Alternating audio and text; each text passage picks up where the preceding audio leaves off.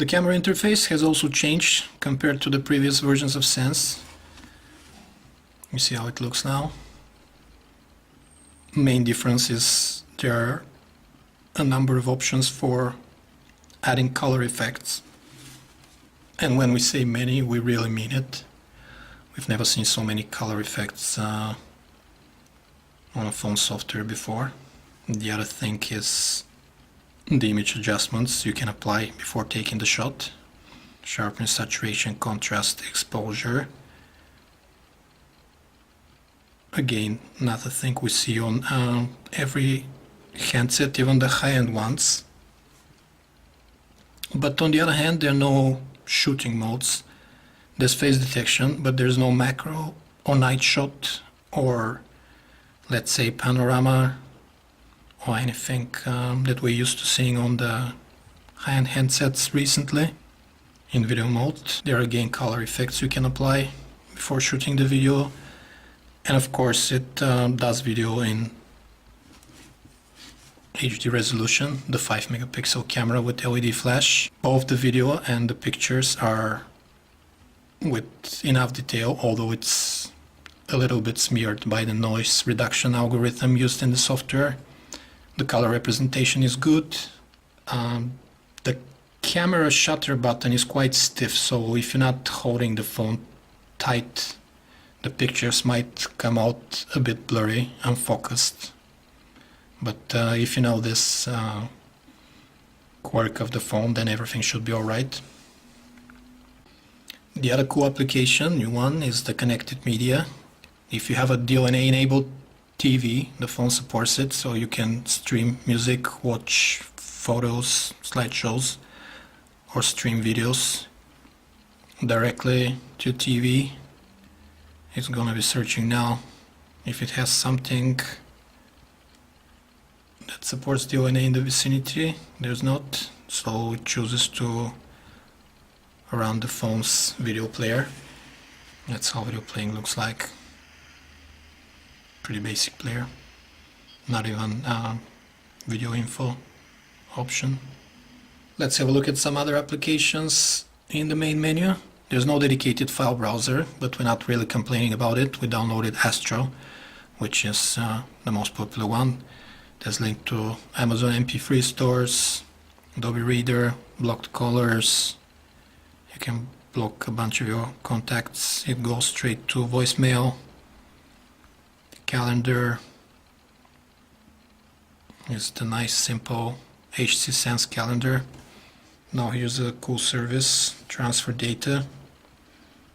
Via Bluetooth you can transfer your contacts, text messages, etc. from your old phone to a new phone. Let's say we choose an LG phone.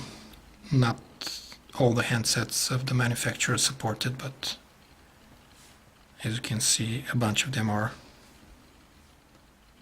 And it's a really cool service, so we hope HTC will expand it in the future. This service is also present in the initial setup. Language, some tutorials for the on-screen keyboard, and this transfer data from your old phone is present from the very beginning when you set up the phone. You can fire it up later as well. Connection, syncing, setting up your internet access, Google location, and here you can log into htcsense.com where you can control your handset remotely, wipe it, totally erase all the data on it, and micro SD cards as well. You can lock it remotely, you can see where it is on the map, etc. Really cool service. Set up your social networking accounts from here and you're good to go. Pretty good integrated experience of an initial setup. Soundhound for recognizing the song currently played around you. Wi-Fi hotspot for your supports wireless tethering, so the phone has a dedicated application. That's the gallery. Photos. Smooth multi-touch. If you turn it into landscape mode, You can browse a strip of thumbnails. Extremely smooth thanks to the fast chipset. There's one-touch sharing, numerous online services, popular ones, the same with videos. All in all, simple, very functional gallery, one-touch sharing, one-touch media streaming, etc.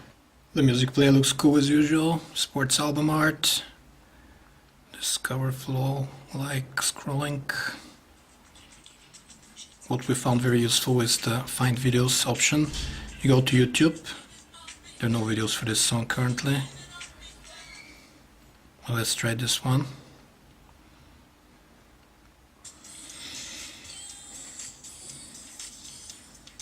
Samantha James, and you can straight away fire up a video of the song from YouTube as opposed to only listening to it.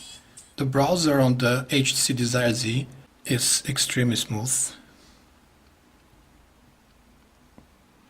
It's the stock Android 2.2 Froyo browser supporting Adobe Flash 10.1, skinned with the usual HTC minimalistic way. Extremely fast scrolling, absolutely no lag, although there are some flash elements on the page. Multi-touch works smooth as butter. Double tap as well.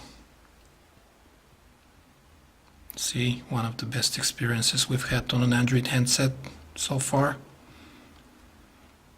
And we want to demonstrate how Flash works. Let's go to the Unreal Tournament website, which is entirely Flash based.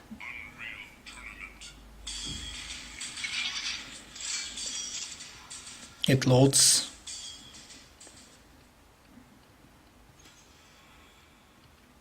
Together with the promo video, the trial.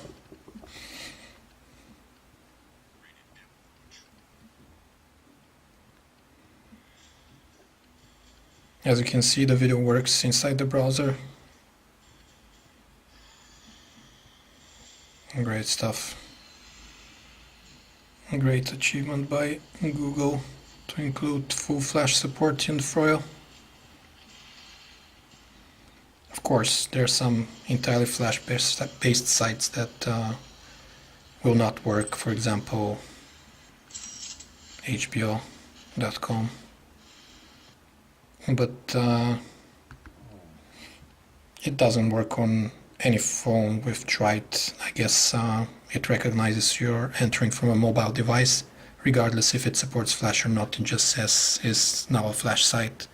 Enter from your desktop browser, etc. or view the mobile version. But the default browser is very good.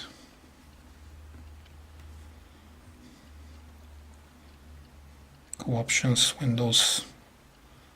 You can flip between pages, previews. A lot of options hidden just one level deep in the menu.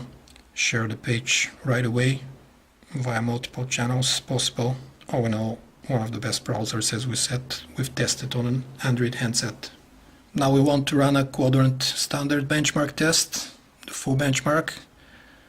This phone has the second generation Snapdragon produced with the 45 nanometers process, which means it's much faster than the first generation at 1 GHz. As we already mentioned, it's extremely fast. You'll see the quadrant scores in a little bit, and that's the stock handset.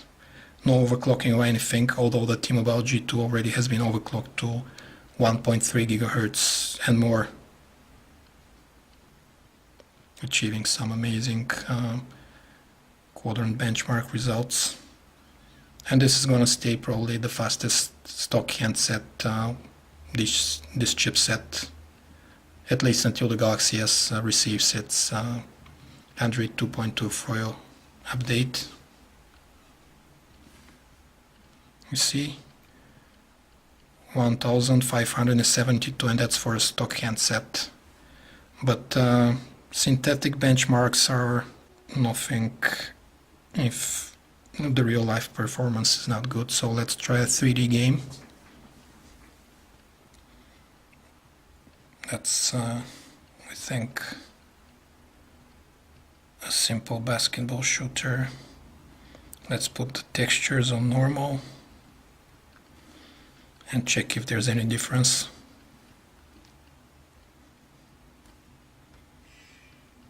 See how the ball looks like, the details on it. The game is smooth.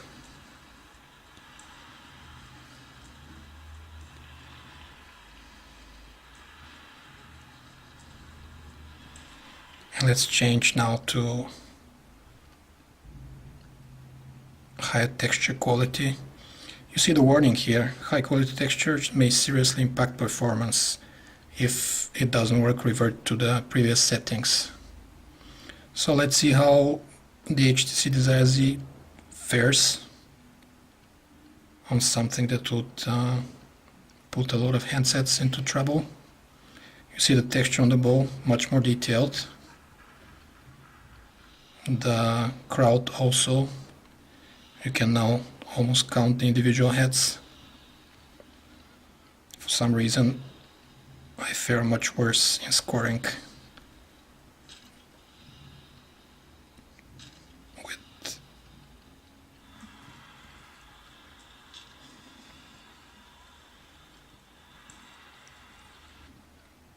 okay, so it definitely makes a difference. This chipset, the new Snapdragon chipset, makes the phone extremely fast, and it's probably the fastest stock handset currently on the market. In the end, we have to say that if you're looking for an Android handset with a physical keyboard, that's probably the best one you can get. The only thing else we can think of is the Samsung Epic 4G and the T-Mobile G2, which are only sold in the States. It has a very good keyboard, physical keyboard, which opens and closes with an innovative Z-hinge mechanism, which is sure to turn some heads. And not only that, in terms of design, it's a looker, brushed aluminum, soft touch coating, feels very solid in the hand.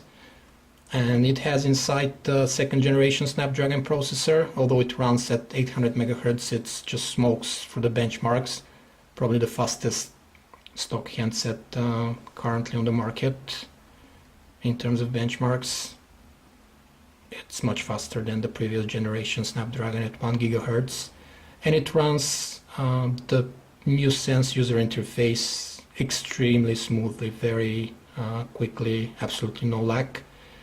It can be overclocked, we don't recommend it, but we've seen up to 1.3 GHz, etc., which is a tribute to the capabilities of this chipset. When you add the new Sense user interface with its cloud-based services for remote management of the phone online, some offline navigational capabilities, and numerous personalization options, then this phone is definitely a winner if you're looking for an Android handset with a physical keyboard. This was a video review of the HTC Desire Z from Phone